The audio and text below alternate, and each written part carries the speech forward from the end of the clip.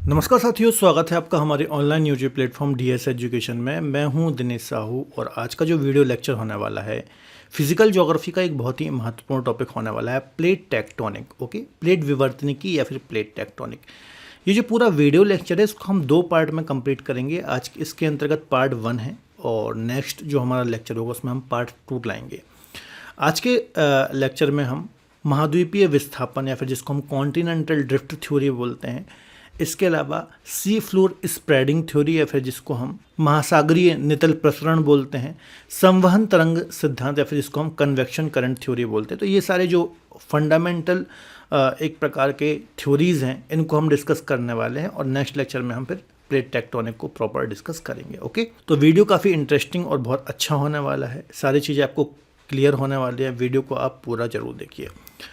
Topic को start करने से पहले थोड़ा सा मैं आपको अपडेट देना चाहूँगा। अभी तक यदि आपने हमारी लर्निंग एप्लीकेशन जो डीएस एजुकेशन की लर्निंग एप्लीकेशन है इसको डाउनलोड नहीं किया है तो प्ले स्टोर या फिर ऐप स्टोर में जाकर के इसको आप डाउनलोड कर सकते हैं। लिंक मैंने डिस्क्रिप्शन बॉक्स में दे रखी है। इस टॉपिक की पीडीएफ बिल्कुल आप फ्री में डाउनलोड कर सकते हैं। आपको हमारे एप्लीकेशन को डाउनलोड करना है, पीडीएफ वाले फोल्डर में जाना है। पीडीएफ वाले फोल्डर के बाद आप वर्ल्ड ज्योग्राफी वाले फोल्डर में जाएंगे तो वहाँ पर आपको ये जितने भी यूट्यूब पर लेक्चर होते हैं उनकी फ्री में पीडीएफ आपको मिल जाएगी। और यदि कोई प्रॉब्लम होती है पीडीएफ डाउनलोड करने पर तो इस नंबर पर आप डायरेक्ट कॉल या फिर व्हाट्सअप या फिर मैसेज कर सकते हैं। ठीक है, इसके अलावा डिफरेंट फाउंडेशन कोर्सेज हैं, जैसे कि आप इंडियन ज्योग्राफी पढ़ना चाहते हैं, वर्ल्ड ज्योग्राफी पढ़ना चाहते हैं या फिर कंप्लीट ज्योग्राफी पढ़ना चाहते हैं, इंडियन पॉलिटी पढ़ना चाहते हैं, हिंदी पढ़ना चाहते हैं। ओके, इसके अलावा हिस्ट्री वगैरह पढ़ना चाहते हैं तो सभी कोर्सेज हमारी एप्लीकेशन पर अवेलेबल हैं। अच्छी बात यह है कि आप इंडिविजुअल सब्जेक्ट वाइज भी यहाँ पर चीज़ों को पढ़ सकते हैं।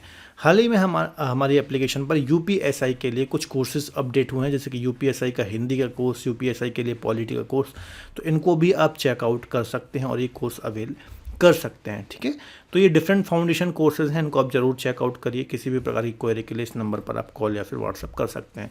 कंप्लीट जीएस पढ़ना चाहते हैं, चारों मेन सब्जेक्ट जो होते हैं हिस्ट्री, इकोनॉमी, पॉलिटी और ज्योग्राफी, तो इन चारों मेन सब्जेक्ट के लिए संकल्प जीएस फाउंडेशन कोर्स है जो कि एनसीईआरटी बेस्ड है और बाइलैंग्वेज है। तो आप किसी भी एग्ज़ाम की तैयारी कर रहे हो, state PCS, SSC, railway, SI या किसी अन्य एग्ज़ाम की, आप इस कोर्स को चेकआउट कर सकते हो या ले सकते हो। डेमो क्लास ऑलरेडी मल्टीपल पड़ी हुई हैं, ज्योग्राफी की, पॉलिटी की।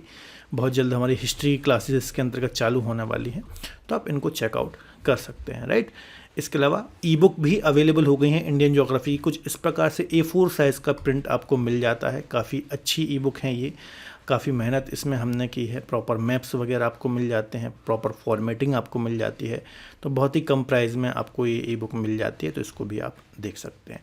चलिए सीधे हम टॉपिक को स्टार्ट करते हैं। तो देखिए, प्लेट टेक्टोनिक थ्योरी हम पढ़ रहे हैं, तो जो भी प्रीवियस लेक्चर्स थे उसमें मैंने आपको समझा रखा है कि आखिर जो प्लेट होती है ना, या फिर जो हम प्लेट शब्द यूज़ करते हैं इसकी मीनिंग क्या है, इसका मतलब क्या है।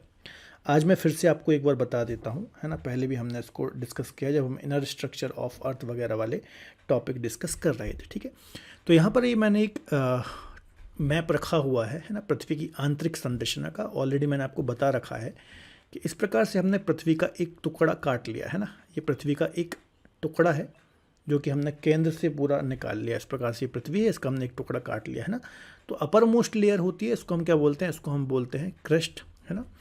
सेकंड लेयर जो होती है इसको हम बोलते हैं मेंटल, राइट।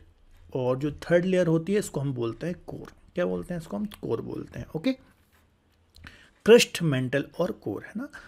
अब इसमें भी आपको पता होगा अपर क्रस्ट होता है, लोअर क्रस्ट होता है, अपर मेंटल होता है ना। यदि यहाँ पे बीच से इस प्रकार से डॉट डॉट करके लाइन खींच दूँ तो अपर क्रस्ट होता है, लोअर क्रस्ट होता है, अपर मेंटल, लोअर मेंटल, है ना, आउटर कोर और इनर कोर, तो ये लेयर भी होती हैं। अब मैंने आपको बताया था जो क्रस्ट पूरा क्रस्ट हो गया ये, है ना, और प्लस मेंटल की जो अपर मोस्ट लेयर है, मतलब कि ये वाली, है ना, मेंटल की जो बिल्कुल अपर मोस्ट लेयर है, ये वाली, ठीक है, मतलब ये वाली लेयर जो है इसको हम बोलेंगे अपर मेंटल की अपर मोस्ट लेयर, है ना। ये तो क्रस्ट और अपर मेंटल की जो अपर मोस्ट लेयर है ना, इन दोनों को हम साथ में क्या बोलते हैं, इन दोनों को हम साथ में बोलते हैं लिथोस्फीयर। क्या बोलते हैं, लिथोस्फीयर। इनको हम बोलते हैं लिथोस्फीयर, है ना।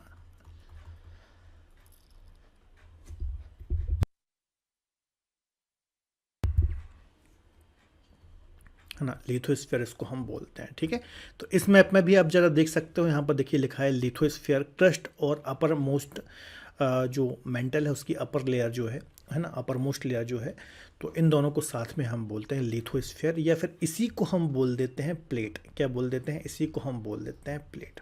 ठीक है, तो आई थिंक आप समझ गए होंगे, यही होती है प्लेट जो कि इसके नीचे स्थित है ना, इस एस्थेनोस्फीयर के जो नीचे है ना, यहाँ पर जो आप ये एस्थेनोस्फीयर दे रहे हो, देख रहे हो।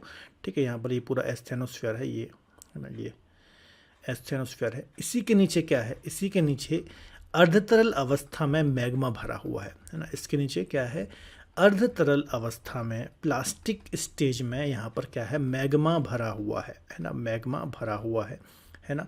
अर्धतरल अवस्था से मतलब जैसे शहद होता है ना गाढ़ा, उसी प्रकार से उसको हम बोलेंगे अर्धतरल अवस्था या फिर प्लास्टिक स्टेज, है ना। तो यहाँ पर क्या भरा हुआ है? मैग्मा भरा है, और इसको हम क्या बोलते हैं? इसको हम बोलते हैं दुर्बल मंडल। क्या बोलते हैं?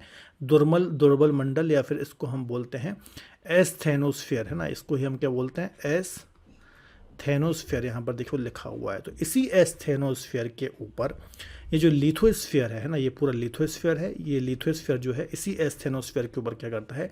मूवमेंट करता है, और इसको ही हम बोलते हैं प्लेट मूवमेंट। तो आई थिंक इतना आप समझ गए होंगे।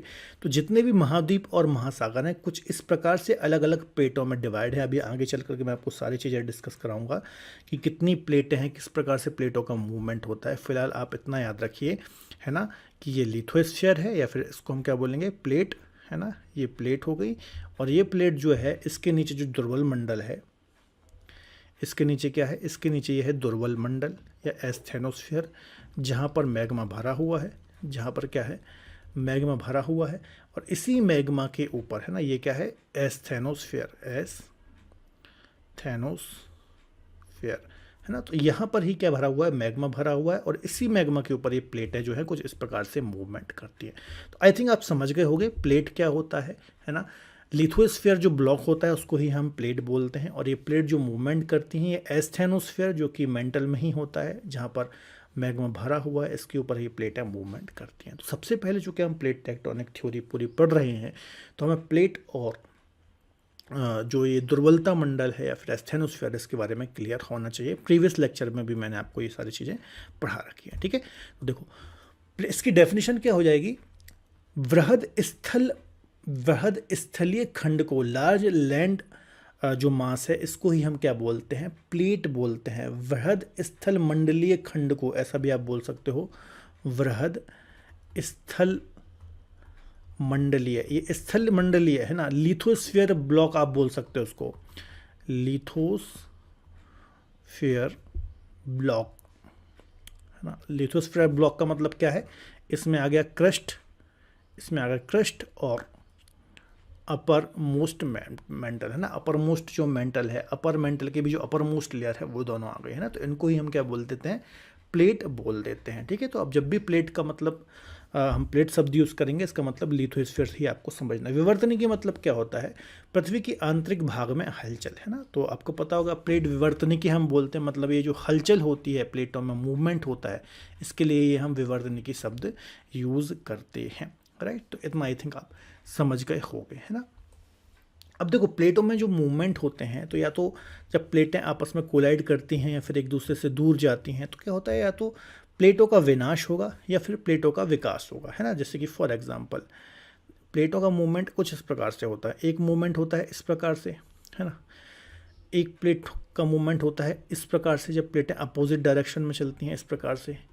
और एक प्लेट का मूवमेंट होता है इस प्रकार से, है ना। ये तीन मूवमेंट होते हैं। ठीक है, अभिसारी प्लेट किनारा, अपसारी प्लेट किनारा, और संघर्षी या फिर संरक्षी प्लेट किनारा, राइट।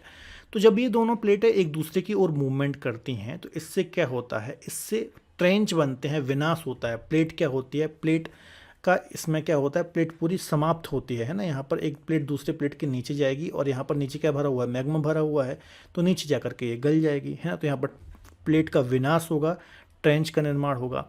यहाँ पर जब एक दूसरे से प्लेटें दूर जाती हैं तो यहाँ से क्या होता है, मैग्मा बाहर आता है और यहाँ पर रिज या फिर कटक देखने को मिलते हैं। तो यहाँ से नई प्लेट का क्या होता है, फॉर्मेशन होता है। ये सब अभी आपको समझ में नहीं भी आ रहा होगा तो आगे समझ में आ जाएगा, आपको याद रखना है। तो प्लेट मूवमेंट से अभी फिलहाल इतना याद रखो, यदि इनका विनाश होता है तो ट्रेंच देखने को मिलता है और विकास होता है तो कटक देखने को मिलते हैं। ठीक है, फिलहाल यदि आपको नहीं भी समझ में आ रहा तो आगे आपको ये चीज़ समझ में आ जाएगी। ठीक है, अब देखो, अब जो प्लेट टेक्टोनिक थ्योरी शब्द हम यूज़ करते हैं, तो प्लेट टेक्टोनिक कोई एक पर्टिकुलर थ्योरी नहीं है, याद रखिएगा ना। प्लेट टेक्टोनिक जो है ये पर्टिकुलर ऐसी कोई थ्योरी नहीं है कि किसी व्यक्ति ने आकर सारी प्लेट टेक्टोनिक थ्योरी समझा दी है, बल्कि बहुत लंबे टाइम पीरियड में या फिर बहुत लंबे समय अंतराल में बहुत सारे अलग अलग वैज्ञानिकों के द्वारा, भूवैज्ञानिकों के द्वारा अलग अलग समय में अलग अलग थ्योरी दी गई और उन सभी को मिला करके एक सिद्धांत बना। जैसे एक थ्योरी ये दी गई, दूसरी थ्योरी ये दी गई, तीसरी ये दी गई, चौथी ये दी गई। तो इन सभी थ्योरीज को मिला करके एक जो सामने थ्योरी आती है उसको ही हम क्या बोलते हैं, उसको ही हम बोलते हैं प्लेट टेक्टोनिक थ्योरी। इसका मतलब सिंपल याद रखिए कि प्लेट टेक्टोनिक थ्योरी कोई एक सिर्फ पर्टिकुलर थ्योरी नहीं है, बल्कि बहुत सारी जो अलग अलग थ्योरीज हैं उनका एक मिला स्वरूप है। ठीक है, तो याद रखिएगा प्लेट टेक्टोनिक सिद्धांत कोई एक सिद्धांत नहीं, बल्कि इससे पहले दिए गए कुछ सिद्धांतों का सम्मिलित स्वरूप है।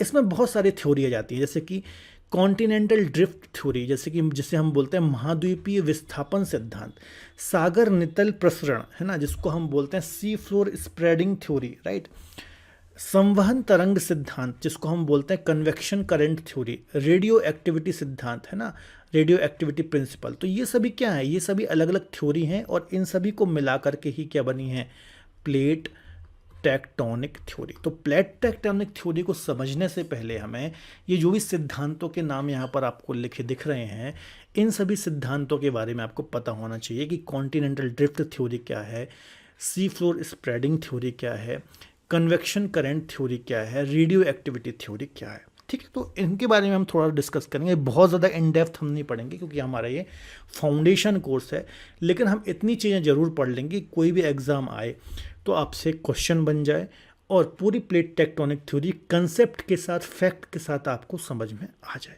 ठीक है, चलिए तो इसको हम कंटिन्यू करते हैं और सबसे पहले हम समझेंगे महाद्वीपीय विस्थापन सिद्धांत, कॉन्टिनेंटल ड्रिफ्ट थ्योरी, जो कि बहुत इंपॉर्टेंट है और यहाँ से एग्जाम में भी क्वेश्चन आते हैं एमसीक्यूज के रूप में। ठीक है, चलिए तो सबसे पहले हमें पढ़ना है महाद्वीपीय विस्थापन सिद्धांत, कॉन्टिनेंटल ड्रिफ्ट थ्योरी। तो जैसा कि आप नाम से ही सुन रहे हो, महाद्वीपों में विस्थापन से संबंधित है ये, जो कॉन्टिनेंट है उनमें ड्रिफ्ट से संबंधित है ना। विस्थापन मतलब क्या है, एक जगह से दूसरी जगह महाद्वीपों का जाना है ना, एक स्थान से दूसरे, जैसे कि मान लीजिए आप ए शहर में रहते हैं है ना, कुछ वर्षों के बाद आप बी शहर में शिफ्ट हो गए, मतलब आपका विस्थापन हो गया है ना।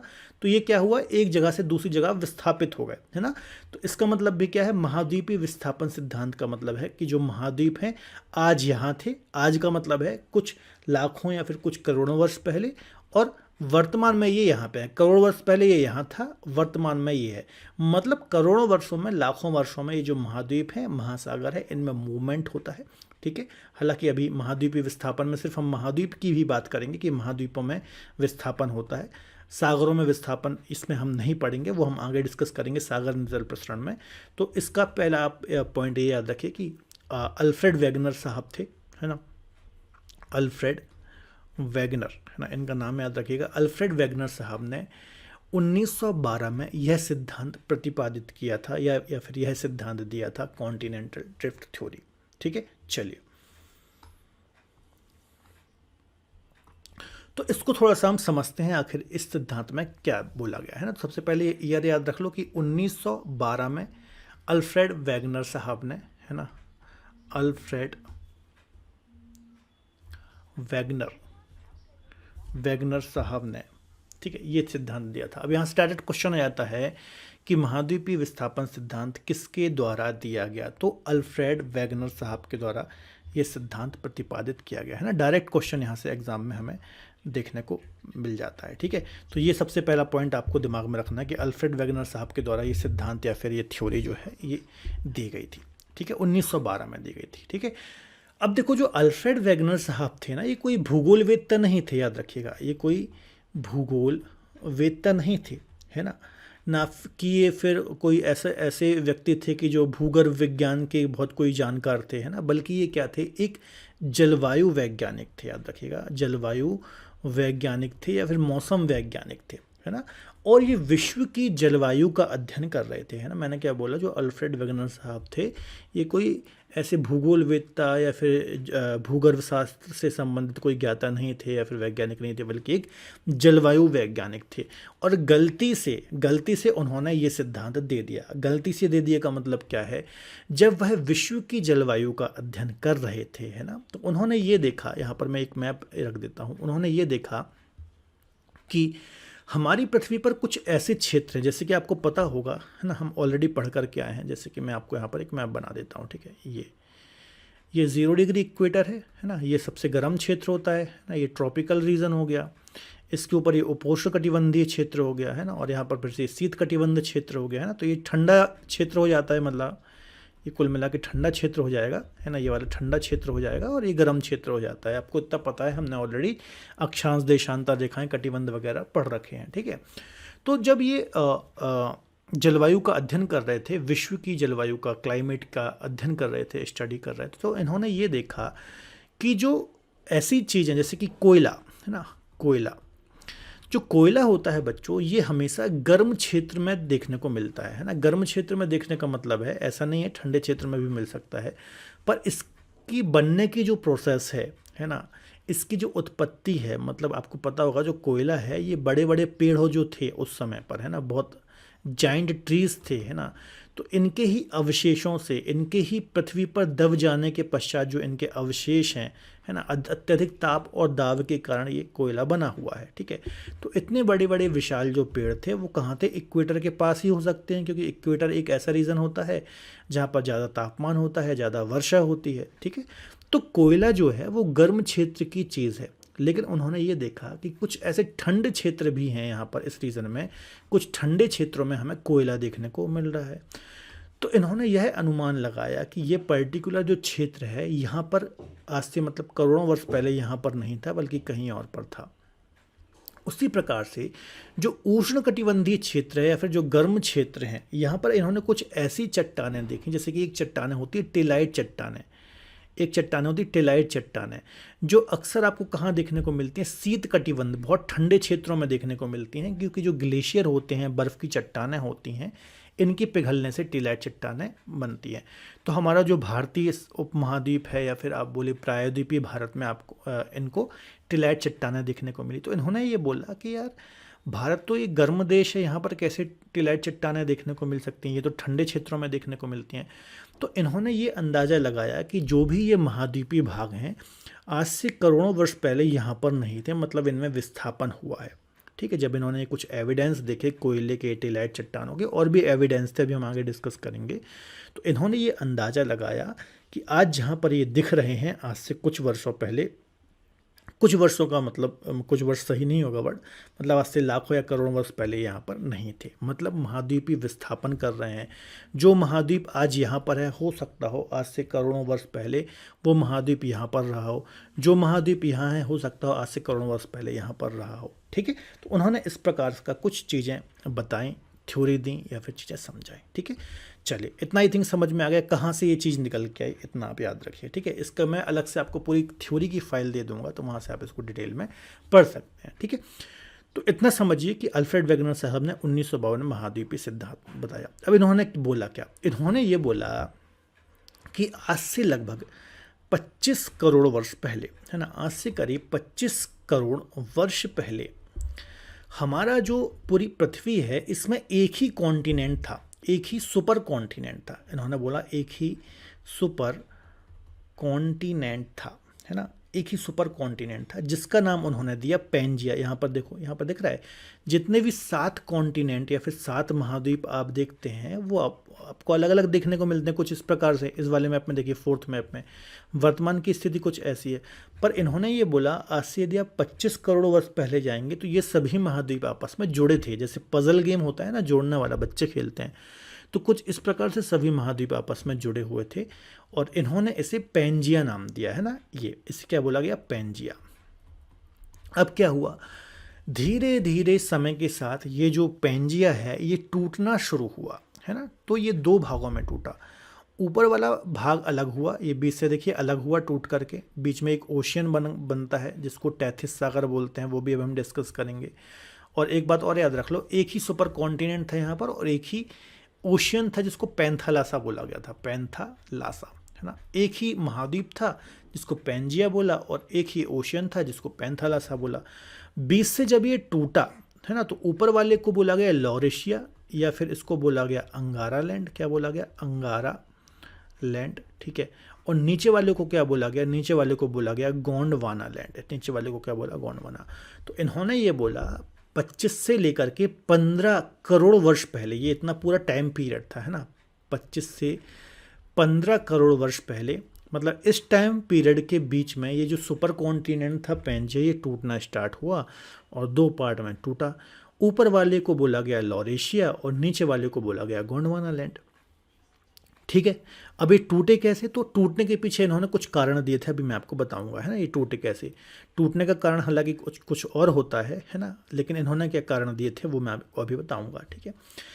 इसी प्रकार से करोड़ों वर्षों में ये जो महाद्वीपों का विस्थापन है ये जारी रहा।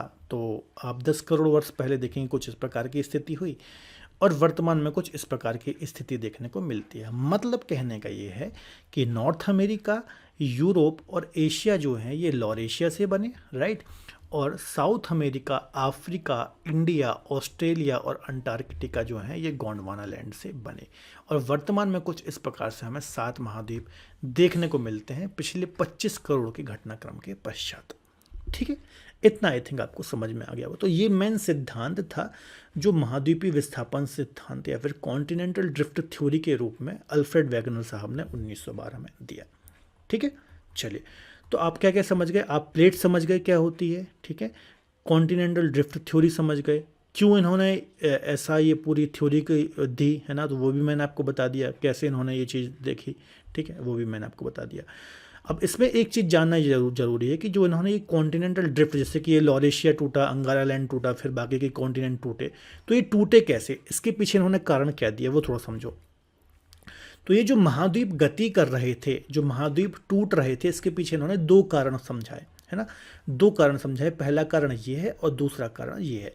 पहला कारण के पीछे इन्होंने जो रीज़न दिया वो दिया पोलर फ्लिंग बल या फिर इसको गुरुत्व बल या फिर उत्प्लावन बल आप बोल सकते हो, ठीक है। उत्प्लावन मतलब आप ये समझ सकते हो जिसके कारण कोई भी चीज़ तैरती है ना, उसको हम उत्प्लावन बल बोलते हैं। तो इन्होंने ये बोला कि जो भी ये अंगारा लैंड और गोंडवाना लैंड 2 भागों में टूटे थे, उत्तर की ओर इसका मूवमेंट हुआ था, तो इसके पीछे जो बल था वो यही बल था, है ना। पेंजिया से, ये पेंजिया था पहले, 2 भागों में टूटा, अंगारा लैंड और गोंडवाना लैंड। तो अंगारा लैंड थोड़ा सा उत्तर की ओर मूवमेंट हुआ, तो ये उत्तर की ओर जो मूवमेंट हुआ इसके पीछे जो इन्होंने रीज़न दिया वो दिया कौन सा? उत्प्लावन बल, गुरुत्व बल या फिर पोलर फ्लिंग बल। मतलब इसका मतलब सिंपल सा आप ये समझिए कि जिसके कारण कोई चीज़ तैरती है। और कुछ महाद्वीप जो पश्चिम की ओर मूवमेंट किए, जैसे कि आप यहाँ पर देखो, है ना, यहाँ पर देखो, तो जैसे कि नॉर्थ अमेरिका है और साउथ अमेरिका है, ये टूटने के बाद अंगारा लैंड और गोंडवाना लैंड से टूटने के बाद पश्चिम की ओर मूवमेंट किए। तो इसके पीछे इन्होंने चंद्रमा और सूर्य के गुरुत्वाकर्षण को कारण माना, है ना। इन्होंने क्या बोला कि जो ये नॉर्थ अमेरिका और साउथ अमेरिका का वेस्ट साइड की ओर या फिर पश्चिम की ओर मूवमेंट हुआ है, इसके पीछे कारण क्या है? चंद्रमा और सूर्य का ज्वारीय बल। तो इन्होंने ये रीज़न दिया, ठीक है। अब देखिए इन्होंने जो ये पूरी थ्योरी दी है ना, ये तो बिल्कुल सही थी कि पेंजिया की थ्योरी, फिर अंगारा लैंड, गोंडवाना लैंड की थ्योरी, 25 करोड़ से लेकर के वर्तमान समय तक कैसे महाद्वीप टूटे थे, ये तो इन्होंने बिल्कुल सही बताया, ठीक है। लेकिन इसके पीछे जो इन्होंने 2 कारण दिए, है ना, एक उत्प्लावन बल और चंद्रमा सूर्य का गुरुत्वाकर्षण का बल या फिर ज्वारीय बल, ये कारण ठीक नहीं थे, है ना, ये कारण सही नहीं थे। उसका रीज़न ये है कि जैसे उन्होंने पहला बल बोला उत्प्लावन बल, तो जब लोगों ने इससे में इसके मतलब अगेंस्ट क्वेश्चन पूछना स्टार्ट किए वैज्ञानिकों ने, तो उन्होंने ये बोला कि यदि उत्प्लावन बल लगता तो सभी पर लगता तो पूरे के पूरे कॉन्टिनेंट उत्तर की ओर जाने थे, और यदि ये टाइडल फोर्स लगा है तो सिर्फ नॉर्थ अमेरिका और साउथ अमेरिका पर ही क्यों लगा है, सब पर लगना चाहिए था, है ना। तो इसका सही तरीके से जो अल्फ्रेड वेगनर साहब थे ये आंसर नहीं दे पाए, और कहीं ना कहीं इनके इसके पीछे जो कारण उन्होंने दिया वो ठीक नहीं थे। और अभी हम डिस्कस करेंगे आगे जा कर के जो सब सागर नितल प्रसरण थ्योरी आएगी, कन्वेक्शन करंट थ्योरी आएगी, संवहन तरंग सिद्धांत आएंगे, तो इस थ्योरी की जो ये कमी रह गई थी उसको भी ये दूर कर देंगे, ठीक है। तो कुल मिलाकर के इसका मतलब ये है, महाद्वीपीय विस्थापन सिद्धांत अल्फ्रेड वेगनर साहब के द्वारा जो दिया गया था बिल्कुल सही सिद्धांत था, लेकिन इसके पीछे जो उन्होंने कुछ कारण बताए थे, जो इनके विस्थापन के पीछे इन्होंने कारण बताए थे वो सही नहीं थे, है ना। इनमें कुछ कमी थी या फिर इसका सही से वो आंसर नहीं दे पाए थे, ठीक है। आगे हम बात कर लेते हैं। अब इन्होंने जो इसके कुछ साक्ष्य दिए वो डिस्कस कर लेते हैं, ठीक है। इनसे जब साक्ष्य पूछेगा कि भैया आप किस आधार पर ये बोल रहे हो कि ये कॉन्टिनेंट ड्रिफ्ट करते हैं, तो कुछ मैं आपको, ऐसे तो बहुत सारे साक्ष्य थे लेकिन कुछ मैं आपको डिस्कस करा देता हूँ। जैसे कि इन्होंने बताया जिगसॉ फिट थ्योरी। इसका मतलब क्या है, यदि आप जितने भी महाद्वीप हैं ना इनको आपस में यदि जोड़ोगे, जैसे कि देखो साउथ अमेरिका जो है ये अफ्रीका में बिल्कुल यहाँ पर फिट होते हुए दिखाई देता है, जैसे कि ये आपस में जुड़े हुए थे। इसी प्रकार से बाकी के भी महाद्वीप को आप जोड़ोगे तो इस प्रकार से ये जुड़ते हुए दिखाई देते हैं। तो इसको हम बोलते हैं जिगसॉ फिट थ्योरी, है ना। तो इन्होंने बोला भैया कि यदि आप इन सभी महाद्वीप को कहीं ना कहीं जोड़ोगे, है ना, तो कहीं ना कहीं आपको ये आपस में जुड़ते हुए दिखाई देंगे, है ना। एक इन्होंने साक्ष्य ये दिया।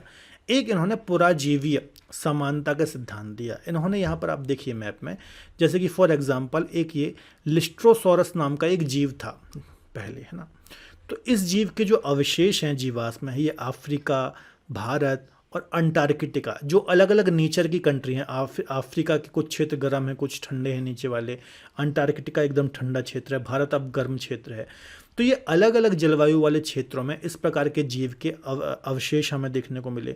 तो कहीं ना कहीं इससे अंदाज लगाया गया कि ये सारे जो कॉन्टिनेंट है ना कभी आपस में जुड़े हुए थे, ठीक है। ग्लोसोप्टोरस नाम की ये वनस्पति यहाँ पर आप देख रहे हैं, तो ये ऑस्ट्रेलिया, अंटार्कटिका, भारत, अफ्रीका और दक्षिण अमेरिका में देखने को मिलती है ना।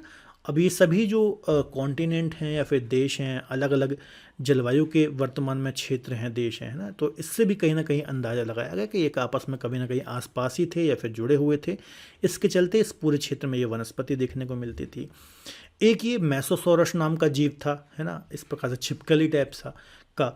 तो ये दक्षिण अफ्रीका और अफ्रीका में देखने को मिले इसके अवशेष। तो इससे भी अंदाज़ा लगाया गया कि भैया ये कभी आपस में एक ही प्लेस पर थे या जुड़े हुए थे। इस प्रकार से सिनोग्नाथुस नाम का एक ये जानवर था, तो इसके भी कुछ अवशेष देखने को मिले कहाँ पर, अफ्रीका और दक्षिण अमेरिका में। तो इससे भी अंदाज़ा लगाया गया, है ना। तो ऐसी बहुत सारी चीज़ें बताई अल्फ्रेड वेगनर साहब ने, जहाँ उनकी जो ये महाद्वीपीय विस्थापन की थ्योरी थी ये कहीं ना कहीं सही साबित हुई। और बहुत सारे और भी इन्होंने साक्ष्य दिए थे, लेकिन कुछ मैंने आपको मेन समझाने के लिए बताया, ठीक है। तो ये पूरा जो सिद्धांत था ये मैंने आपको समझाया। इसको हम बोलते हैं continental drift theory, Alfred Wegener साहब के द्वारा दी गई थी। और मैंने आपको जो ये पेंजिया वाली चीज़ है, ये सब चीज़ें आपको याद रखना है, ठीक है। चलिए, तो इतना समझ में आ गया। अब देखो, अब इसमें एक चीज़ आप पकड़ो कॉन्टिनेंटल ड्रिफ्ट थ्योरी में, कि इसमें जो कमी रह गई थी, इसमें कमी क्या रह गई थी, मैंने आपको बताया कि इसके पीछे जो कॉन्टिनेंट के ड्रिफ्ट के पीछे इन्होंने जो दो कारण बताए थे ये ठीक नहीं थे, या फिर इसका ये सेटिस्फाइंग आंसर नहीं दे पाए थे। तो इन्हीं को दूर करने के लिए कुछ आगे चल करके सिद्धांत आते हैं, जैसे कि संवहन तरंग सिद्धांत और सागर नितल प्रसरण। इसको हम अभी डिस्कस करेंगे। तो सबसे पहले हम डिस्कस कर लेते हैं संवहन तरंग सिद्धांत, जो कि 1928 और 29 में आता है। और आर्थर होम्स नाम के जो वैज्ञानिक थे, इन्होंने ये सिद्धांत दिया था, है ना, संवहन तरंग सिद्धांत, ठीक है। अब इन्होंने संवहन तरंग सिद्धांत में क्या बोला ये समझो। इन्होंने बताया कि भैया क्या है, ये स्थलमंडल है ना, ये क्या है, स्थलमंडल मतलब लिथोस्फीयर, है ना। हिंदी और इंग्लिश दोनों में मैं बोल रहा हूँ, लिथोस्फीयर है ये, है ना। या फिर ये क्या है, ये प्लेट है, ठीक है। इसके नीचे क्या है, इसके नीचे एस्थेनोस्फीयर है। इसके नीचे क्या है, ये एस्थेनोस्फीयर है। एस्थेनोस्फीयर या फिर दुर्बलता मंडल है, जहाँ पर क्या भरा हुआ है, मैग्मा भरा हुआ है ना। तो ये जो मैग्मा भरा हुआ है, यहाँ पर क्या चलती हैं, संवहन धाराएं चलती हैं कुछ इस प्रकार से। यहाँ पर संवहन धाराएं चलती हैं। यहाँ पर कुछ इस प्रकार से क्या चलती हैं, संवहन धारा। यहाँ पर इस मैप में देखिए, यहाँ पर इस प्रकार से कन्वेक्शन करंट चलते हैं, संवहन धाराएं चलती हैं। ठीक है, अब यहाँ पर एक और थ्योरी आती है, रेडियो एक्टिविटी थ्योरी। कौन सी थ्योरी आती है मैं आपको अच्छे से बता देता हूँ, उसको एक बार क्लीन कर दूँ, है ना। यहाँ पर एक और थ्योरी आती है रेडियो, मैं बिल्कुल सिंप्लीफाई वे में आपको समझा रहा हूँ, बस आप ध्यान से समझो, है ना। रेडियो एक्टिविटी थ्योरी, है ना, रेडियो एक्टिविटी थ्योरी, तो इनको हम साथ में समझते हैं, है ना। तो ये कन्वेक्शन मतलब क्या है भैया, ये मैग्मा है, यहाँ पर क्या चलते हैं, कन्वेक्शन करंट चलते हैं, संवहन धाराएं चलती हैं। अब संवहन क्या होता है थोड़ा सा मैं आपको समझा देता हूँ। देखो संवहन क्या होता है पहले ये समझो। आपने क्या लिया, है ना, आपने लिया एक बर्तन, है ना, आपने एक बर्तन लिया, है ना, इसमें क्या किया आपने, इसमें आपने वाटर भर दिया, इसमें आपने पानी या फिर वाटर को भर दिया, और नीचे से आपने क्या कर दिया, इसमें फ्लेम दे दिया, फिर इसको में आग हीट दे दी, इसमें आपने क्या दी, हीट दे दी, फ्लेम दे दिया। ठीक है, जैसे जैसे आग जैसे आप इसको फ्लेम दोगे, हीट दोगे, तो कुछ समय के बाद जो पानी है वो गर्म होने लगेगा, है ना। अब पानी कभी भी क्या होता है, एकदम से गर्म नहीं होता है, धीरे धीरे गर्म होगा। पहले थोड़ा सा गुनगुना होगा, थोड़ा ज़्यादा गर्म होगा, फिर और गर्म होगा, फिर एक टाइम के बाद वो उबलने लगेगा, है ना। तो धीरे धीरे समय के साथ वो गर्म होता है, जैसे जैसे हीट बढ़ती जाती है। ठीक है, अब इसमें होता क्या है, जब आप पानी को गर्म करते हो तो सबसे पहले क्या होंगे, नीचे जो मॉलिक्यूल हैं पानी के ये गर्म होंगे, है ना। तो नीचे के गर्म मॉलिक्यूल ऊपर जाएंगे, ऊपर के ठंडे मॉलिक्यूल नीचे आएंगे, है ना। इसको ही हम क्या बोलते हैं, इसको ही हम बोलते हैं संवहन या फिर कन्वेक्शन। मैंने क्या बोला, नीचे के गर्म मॉलिक्यूल ऊपर जाएंगे, ऊपर के ठंडे मॉलिक्यूल नीचे आएंगे, ये प्रोसेस लगातार चलता रहता है, इसको ही हम बोलते हैं संवहन। इसी प्रकार का कुछ प्रोसेस इस एस्थेनोस्फीयर में या फिर मैग्मा चेम्बर में भी होता है, जहाँ पर इस प्रकार की संवहन धाराएं होती हैं। अब जैसे आप बोलोगे कि सर यहाँ पर तो आपने हीट दी, है ना, आग जलाई, लेकिन यहाँ पर क्या है, तो यहाँ पर एक तो आपको पता है कि मैग्मा भरा हुआ है ना, मैग्मा भरा हुआ है जो जिसका टेम्परेचर यहाँ पर बहुत ज़्यादा है, लेकिन इसको फ्लो करने के लिए या फिर संवहन धाराओं को चलाने के लिए यहाँ पर कुछ रेडियो एक्टिव एलिमेंट देखने को मिलते हैं, है ना। यहाँ पर जो एस्थेनोस्फीयर है, यहाँ पर निचले हिस्से में कुछ रेडियो एक्टिव एलिमेंट देखने को मिलते हैं, जैसे कि यूरेनियम, थोरियम, पोटेशियम, है ना, इस प्रकार के। यहाँ पर मैं लिख देता हूँ यूरेनियम, ठीक है, थोरियम, पोटेशियम, ये क्या है, ये रेडियो एक्टिव एलिमेंट हैं जो आपको यहाँ पर देखने को मिलेंगे। ये रेडियो एक्टिव एलिमेंट क्या करते हैं, लगातार ऊष्मा निकालते हैं, है ना, हीट को प्रोड्यूस करते हैं, है ना। इसके कारण टेम्परेचर और ज़्यादा बढ़ जाता है इस एस्थेनोस्फीयर का, है ना, टेम्परेचर और ज़्यादा बढ़ जाता है। और फिर वही सेम प्रोसेस होती है जो मैंने आपको बताई थी, नीचे का टेम्परेचर ज़्यादा है, यहाँ का टेम्परेचर ज़्यादा है, यहाँ का टेम्परेचर इसके कंपैरिजन में कम है, तो अधिक टेम्परेचर वाला लावा ऊपर मूव करता है ना, और ऊपर का कम टेम्परेचर वाला मैग्मा जो है वो नीचे मूव करता है। और इस प्रकार से कन्वेक्शन करंट या फिर क्या चलती हैं, संवहन धाराएं चलती हैं। ठीक है, चलो संवहन धाराएं आप समझ गए, कन्वेक्शन करंट आप समझ गए, और यही है रेडियो एक्टिविटी थ्योरी, जो कि किसके द्वारा दी गई थी ये भी थोड़ा सा समझ लो। ये जॉली महोदय के द्वारा दी गई थी, है ना, किसके द्वारा, जॉली महोदय थे एक, उनके द्वारा ये सिद्धांत दिया गया था, ये बस याद रख लो। ठीक है, तो अब ये जो यहाँ पर जो संवहन धाराएं चल रही हैं, है ना, तो इसका आखिर मतलब क्या है ये भी थोड़ा सा समझ लो, है ना। जैसे कि ये मान लो ये क्या है, हमारी प्लेट है ना, यहाँ पर क्या चल रही हैं, ये संवहन धाराएं चल रही हैं, है ना, यहाँ पर ये संवहन धारा चलती हैं। तो ये मैग्मा जब ऊपर जाता है ना, जब ये मैग्मा ऊपर जाता है संवहन धाराओं के रूप में, तो इस प्लेट को लगातार क्या करता है, इस प्लेट को लगातार पुश करता है, ऊपर आने की कोशिश करता है, प्लेट को पुश करता है। तो कई बार क्या होता है, प्लेटों में यदि कोई हल्की प्लेट है, यहाँ पर कोई दरार है या फिर लाइट प्लेट है, तो वो क्रैक हो जाती है ना, और क्या होता है, मैग्मा जो है इस प्लेट को तोड़ करके बाहर आ जाता है। ठीक है, मैग्मा क्या होता है, इस प्लेट को तोड़ करके बाहर आ जाता है। ठीक है, और फिर क्या होता है, जैसे कि फॉर एग्जांपल प्लेटों में मूवमेंट स्टार्ट हो जाता है अपोजिट डायरेक्शन में, प्लेटों में क्या होता है, मूवमेंट हो जाता है अपोजिट डायरेक्शन में। एक बार मैं फिर से समझाता हूँ, देखो क्या हो रहा था, ये प्लेट थी, है ना, यहाँ पर ये संवहन धाराएं चल रही हैं इस प्रकार से, ये इस साइड चल रही है, इस साइड जा रही है, ठीक है। मैग्मा लगातार इसको यहाँ से क्या कर रहा है, हिट कर रहा है, तो ये जब प्लेट को तोड़ देगा तो ये मैग्मा बाहर आ जाएगा, इस प्रकार से बाहर आ गया। जब मैग्मा बाहर आ जाएगा तो ये संवहन धाराओं के कारण ये प्लेटें जो हैं ये अपोजिट डायरेक्शन में मूव करना स्टार्ट हो जाएंगी। तो मेरा कहने का मतलब है यही संवहन धाराएं जो हैं ये प्लेटों में मूवमेंट कराती हैं। समझ में आया? यही जो संवहन धाराएं हैं ये क्या कराती हैं, प्लेटों में मूवमेंट कराती हैं, फिर प्लेटों को मूव कराती हैं, ठीक है। तो अभी मैंने आपको बताया कि जो हमारे अल्फ्रेड वेगनर साहब थे, उन्होंने प्लेटों के मूवमेंट के पीछे कुछ और चीज़ बताई थी, है ना। उन्होंने सूर्य और चंद्रमा का ज्वारीय बल, उत्प्लावन बल बताया था, तो वो सही नहीं था, बल्कि उसके पीछे ये संवहन धाराएं थी, रेडियो एक्टिविटी थ्योरी थी, जिसके कारण प्लेटों में मूवमेंट होता है, ठीक है। तो यही है संवहन तरंग सिद्धांत, आपको याद रखना है। तो संवहन धाराएं पृथ्वी में मेंटल में उत्पन्न मैग्मा का चक्रीय प्रभाव है ना। और ये जो गति हो रही है ना, इस प्रकार से जो गति हो रही है इसको हम क्या बोलते हैं, चक्रीय गति, है ना। चक्रीय गति के रूप में ये पूरा जो कन्वेक्शन करंट है ये चलता है। 1928-29 में आर्थर होम्स के द्वारा प्रतिपादित किया गया था।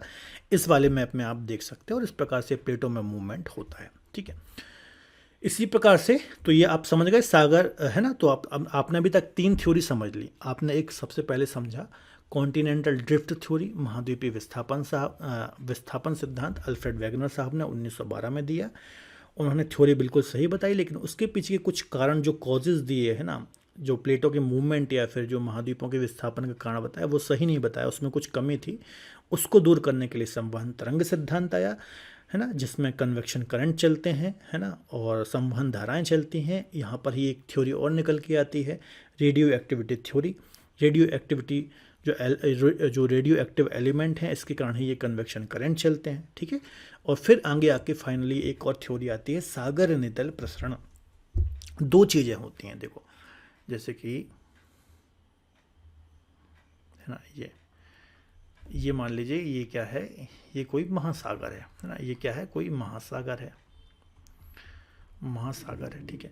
तो ये जो महासागर का ऊपर वाला भाग है इसको हम बोलते हैं तल, और ये जो नीचे वाला भाग है इसको हम बोलते हैं नितल, है ना, तल नितल। अब थ्योरी को पढ़िए, सागर नितल प्रसरण, है ना। प्रसरण मतलब होता है फैलना, इसका मतलब होता है फैलना, है ना। और नितल का मतलब मैंने आपको समझा ही दिया, है ना, फ्लोर। इसको हम इंग्लिश में बोलते हैं फ्लोर।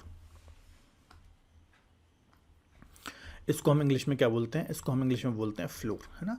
इसका मतलब है कि सागर का जो नितल है वो फैल रहा है ना। तो हम यही चीज़ इसमें डिस्कस करेंगे सागर नितल प्रसरण में, कि सागर का जो नितल है ये लगातार फैल रहा है, स्प्रेड कर रहा है, और यही चीज़ें बताई गई थी इस थ्योरी में, ठीक है। तो सागर नितल प्रसरण क्या है, इसको थोड़ा समझते हैं। अब देखो, इसको समझने की जरूरत क्या है। इससे पहले तक ये माना जाता था कि सिर्फ जो महाद्वीप हैं, स्थलीय भाग है, सिर्फ वही मूवमेंट करता है। लेकिन सागर नितल प्रसरण की बात समझ में आया कि जो महासागर है ना, वो भी फैल रहे हैं। अब देखो, जो हमने डिस्कस किया था लिथोस्फीयर जो होता है ना, जो लिथोस्फीयर होता है उसमें महासागर भी होते हैं, है ना। इस प्रकार से ये मान लीजिए ये कोई पठार है ना, ये महाद्वीप है, और यहाँ पर क्या है, ये कोई सागर महासागर है ना। तो ये मान लीजिए पूरा क्या है, स्थल मंडल है, ये स्थल मंडल है, लिथोस्फीयर है। तो इस लिथोस्फीयर में क्या है, जो ये ओशियनिक क्रस्ट है ये भी है, और ये कॉन्टिनेंटल क्रस्ट भी है, मतलब महाद्वीप भी हैं, महासागर भी हैं, है ना। तो मतलब महाद्वीप भी फैल रहे हैं और महासागर भी फैल रहे हैं। तो सागर नितल प्रसरण थ्योरी आने के बाद ये समझ में आया कि जो ये जो ओशियनिक क्रस्ट है ये भी लगातार फैल रही है। अब देखो होता क्या है, इसको थोड़ा सा हम अच्छे से डिटेल में समझते हैं। यहाँ देखो, इस वाले मैप में आप देखो, है ना, ये क्या है, ये कोई महासागर है ना, ये पानी यहाँ पर भरा हुआ है, ठीक है, ये पानी भरा हुआ है, ये महासागर है। नीचे क्या है, नीचे यहाँ पर आप देखोगे तो ये है हमारा एस्थेनोस्फीयर, है ना, ये हमारा क्या है, एस्थेनोस्फीयर है, जहाँ पर क्या मैग्मा चैम्बर देखने को मिलते हैं, मैग्मा जहाँ पर भरा हुआ है। यहाँ पर क्या चल रहा है भैया, संवहन तरंगें चल रही हैं, इस प्रकार से संवहन तरंगें चल रही हैं। ये मैग्मा क्या करता है, ऊपर मूवमेंट करता है, हमेशा ऊपर आने की कोशिश करता है, है ना। और क्या होता है यहाँ पर, ये प्लेट को जब अगर मूवमेंट करता है तो प्लेट यदि कहीं से क्रैक होती है, कमज़ोर होती है, तो वो प्लेट को मैग्मा तोड़ करके बाहर निकल जाता है। तो अब क्या करेगा, मैग्मा जब ऊपर आएगा यहाँ पर, है ना, मैग्मा ऊपर जब आएगा तो यहाँ पर ओशियन है ना, ये ओशियनिक क्रस्ट है। तो लगातार जब ऊपर आएगा तो तुरंत मैग्मा ठंडा होगा, है ना। तो यहाँ पर जब देखिए इस प्रकार से कुछ मैं आपको बता देता हूँ, ये ओशियन है, ठीक है। यहाँ पर ये संवहन धाराएं चल रही हैं, है ना, मैग्मा की। यहाँ से मैग्मा ऊपर आया, है ना, ऊपर आया तोड़ करके, ठीक है, इस प्रकार से मैग्मा आया तोड़ करके। तो यहाँ पर ये क्या करेगा, जब मैग्मा ऊपर आएगा तुरंत ठंड हो जाएगा, तो यहाँ पर छोटे छोटे रिज बन जाएंगे। रिज का मतलब क्या है, छोटे छोटे पहाड़। आप समझ सकते हो कि ओशन के अंतर्गत छोटे छोटे पर्वत, है ना, ये बन जाएंगे, बनने लगेंगे। अब देखो इसमें होगा क्या, मैग्मा लगातार बाहर आएगा और यहाँ पर चूंकि क्या हो रहा है, यहाँ पर चक्रीय गति चल रही है ना, कन्वेक्शन करंट चल रहा है, तो ये प्लेटों को अपोजिट डायरेक्शन में मूवमेंट करेगा। मतलब इसका सीधा सा ये है कि प्लेटों का मूवमेंट अपोजिट डायरेक्शन में होगा। यहाँ पर क्योंकि संवहन धाराएं चल रही हैं कुछ इस प्रकार से, है ना, और ये लगातार यहाँ पर क्या बनते जाएंगे, यहाँ पर लगातार रिज बनते जाएंगे, है ना। तो ये प्लेट आज इधर है, कल थोड़ा सा और दूर हो जाएगी, कल ये थोड़ा सा और दूर हो जाएगी, है ना, और यहाँ पर क्या बनते जाएंगे, ये रिज बनते जाएंगे, क्योंकि यहाँ पर लगातार मैग्मा बाहर आ रहा है। और इससे क्या होगा, जो ओशियन पहले इतने क्षेत्र में था, जो ओशियन पहले इतने क्षेत्र में था, अब वो इतने क्षेत्र में हो गया है, अब वो इतने क्षेत्र में हो गया है, ठीक है। तो इसको हम बोलते हैं सागर नितल प्रसरण। मतलब सागर का जो नितल है ये लगातार एक्सपांड कर रहा है, फैल रहा है। अब इसका मतलब ये मत समझ लेना कि सर सागर का नितल फैल रहा है मतलब हमारी पृथ्वी का क्षेत्रफल बढ़ रहा है या फिर सागर फैल रहे हैं, ऐसा नहीं है। कहीं पर यदि ये नितल या फिर जो हमारा स्थल मंडल है ये नया बन रहा है, तो कहीं ना कहीं पर ये स्थल मंडल क्या हो रहा है, ये कहीं ना कहीं पर ये प्लेट जो हैं ये कहीं ना कहीं घुल भी रही हैं। जैसे कि ये प्लेट कहीं ना कहीं जब एक प्लेट दूसरी प्लेट के नीचे जाएगी अपोजिट डायरेक्शन में मूवमेंट करते हुए, तो यहाँ पर ये क्या होगी, ये प्लेट पूरी समाप्त भी हो जाएगी। तो इसको हम बोलते हैं विनाशात्मक किनारा। वो हम प्लेट टेक्टोनिक में डिस्कस करेंगे। अभी फिलहाल आप इतना ही समझो कि सागर नितल प्रसरण का मतलब क्या होता है, कि सागर का जो नितल है लगातार फैल रहा है, ठीक है। तो ये सिद्धांत दिया गया था, आपको याद रखना है, हैरी हेस और रॉबर्ट एम डिस्ट के द्वारा 1960 में। और इन्हीं लोगों ने ये प्लेट टेक्टोनिक थ्योरी को भी समझाया था। सागर नितल प्रसरण भी दिया और प्लेट टेक्टोनिक थ्योरी को भी समझाया, है ना। देखिए कुछ बेसिक कंसेप्ट हैं, है ना, यदि आपने इनको समझ लिया, संवहन तरंग सिद्धांत, रेडियो एक्टिविटी थ्योरी, किस प्रकार से प्लेटों में मूवमेंट होता है, तो आप समझ जाओगे और कुछ भी नहीं है, ठीक है। तो देखिए 1960 में अमेरिकी भूगोलविद हैरी एच हेस और रॉबर्ट डिस्ट के द्वारा ये पूरा सिद्धांत दिया गया था। कुछ इस प्रकार से ये मूवमेंट होता है, ठीक है। तो इसको थोड़ा सा आप समझ लीजिए, ठीक है। चलिए, संवहन धारा सिद्धांत भूगोल का एक बहुत ही महत्वपूर्ण सिद्धांत है। इस सिद्धांत से हमें सागर नितल प्रसरण, प्लेट विवर्तनी के सिद्धांत और ज्वालामुखी उद्गार आदि थ्योरी को समझने में सहायता मिलती है ना। इससे हमें क्या क्या चीज़ें समझने को मिल रही है, प्लेट टेक्टोनिक थ्योरी, है ना, सागर नितल प्रसरण और ज्वालामुखी उद्गार कैसे होता है, ये सारी चीज़ें समझने में हमें ऐसे सहायता मिलती है, ठीक है। अब देखिए जो सागर नितल प्रसरण था, इसके कुछ एविडेंस भी दिए गए कि ये थ्योरी बिल्कुल सही है। जब सेकेंड वर्ल्ड वॉर हो रही थी, जब द्वितीय विश्व युद्ध हो रहा था, तो उस समय जो पनडुब्बी चल रही थी अलग अलग देशों की, तो उन्होंने ये देखा कि पनडुब्बी जो हैं, है ना, यहाँ पर उनको रिजेस दिखाई देने को मिले, है ना, यहाँ पर उनको क्या देखने को मिला, रिज दिखाई दिए, ठीक है। तो जब द्वितीय विश्व युद्ध के बाद बड़ी बड़ी शिप और पनडुब्बियों का निर्माण हुआ, तो उन्होंने देखा कि समुद्र के अंदर विभिन्न भू आकृतियाँ हैं, जैसे कि पर्वत, मैदान, पठार, कटक, है ना। तो उस समय ये पहली बार देखने को मिला, ठीक है। जैसे कि आपको पता होगा जो अटलांटिक ओशन है उसके बीच में सबसे विशाल कटक देखने को मिलता है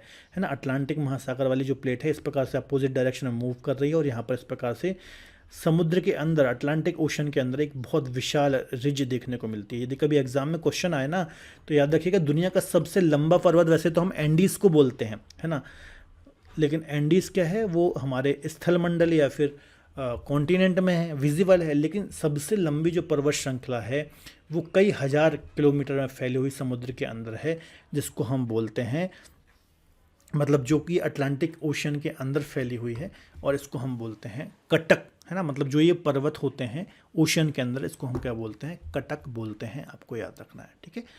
तो याद रखिएगा।